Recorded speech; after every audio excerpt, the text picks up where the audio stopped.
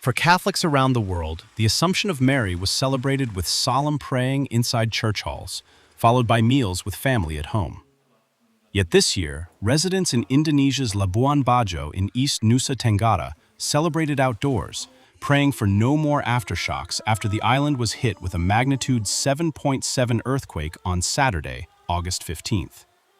At least 53 people died and around 5,000 people have been evacuated after the quake smashed East Nusa Tenggara, blocking roads and causing landslides, authorities said on Sunday, August 16th. Karena masih trauma dengan gempa yang terjadi pada kemarin tanggal 15 Agustus, sehingga dengan hari ini juga momen peristiwa gereja mengangkat Bunda Maria Assunta. Akses ke gereja ini melewati tangga, dan ini akses yang cukup berat.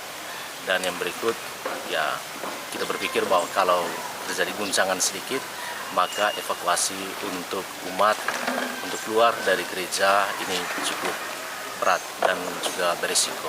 Oleh karena itu, saya sebagai postur paroki bersama DPP dan DKP mengambil keputusan untuk mengadakan perayaan Ekaristi pada hari ini di halaman yang terbuka. Dan ini juga mungkin menjadi sesuatu yang sangat aman bagi umat yang mungkin mengalami kecemasan dengan peristiwa kemarin, yakni gempa bumi, sehingga pada hari ini kita bisa merayakan Ekaristi dengan nyaman di tempat yang terbuka. Baik. The area of the quake was hit in 1992 by a magnitude 7.5 earthquake that caused extensive destruction, Indonesia's geophysics agency said. Indonesia, a sprawling archipelago of 290 million people, straddles the Pacific Ring of Fire, a seismically active zone where tectonic plates meet, triggering frequent earthquakes and volcanic eruptions.